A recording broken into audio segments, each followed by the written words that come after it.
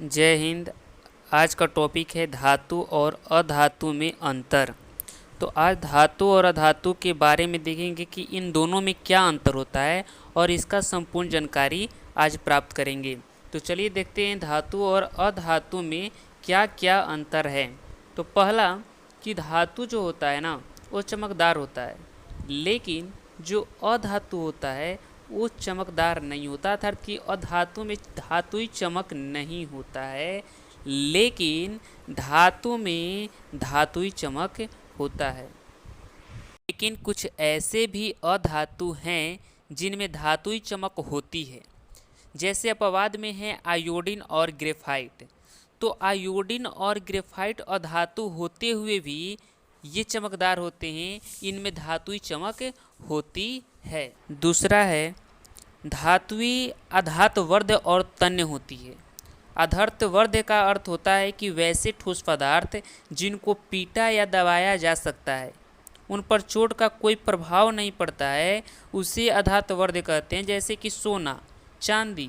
और तन्य का अर्थ होता है कि वैसा ठोस पदार्थ जिसको बिना तोड़े मोड़ा जा सकता है या उसका आकार बदला जा सकता है, तन्य कहलाता है। जैसे लोहा को हम बिना तोड़े उसकी आकृति को हम बदल सकते हैं, उसे जिधर चाहे उधर मोड़ सकते हैं, तो ये तन्य होता है। तो धात्विय अधातवर्ध और तन्य होती है, लेकिन अधातु भंगुर और कठोर होती है। जैसे कि कोयला भंगुर होता है। भंगुर मतलब कि टूट जाता है, उस पर थोड़ा सा ही चोट देने पर क्या हो जाए, वो टूट जाता है, उसे हम भंगुर कहते हैं। और ये कठोर होती है, जैसे कोयला, लेड मतलब शीशा को हम थोड़ा सा ही चोट पर वह टूट जाता है, तो ये भंगुर होते हैं, कठोर होते हैं अधातु। धातु ऊष्मा एवं विद्युत के सुचालक होते हैं, लेकिन अधातु ऊष्मा एवं विद्युत के कुचालक होते हैं। लेकिन ग्रेफाइट अधातु होते हुए भी यह विद्युत का सुचालक होता है। जैसे कि ये ग्रेफाइट है और इसमें बिजली प्रवाहित होती है। 4 नंबर है कि धातु का गलनांक और क्वथनांक उच्च होते हैं। गलनांक का अर्थ होता है कि जिस ताप पर कोई ठोस पदार्थ गलना प्रारंभ करता है उसी उस पदार्थ का गलनांक कहते हैं, ठीक। और क्वथनांक किसे कहते हैं, तो जिस ताप पर कोई द्रव पदार्थ वाष्पित होना प्रारंभ करता है उसे उस पदार्थ का क्वथनांक कहलाता है। जैसे कि धातु जो होता है उसका जो गलनांक होता है, यानी गलने की जो निश्चित ताप होता है, और क्वथनांक वह उच्च होता है। लेकिन अधातु का जो गलनांक होता है और क्वथनांक होता है वह निम्न होता है, यानी लो टेम्परेचर का होता है, और धातु का हाई टेम्परेचर का होता है। 5 नंबर है धातु में कि धातु ठोस अवस्था में पाया जाता है, लेकिन अधातु ठोस और गैसीय दोनों अवस्था में पाया जाता है, लेकिन दोनों में कुछ अपवाद है।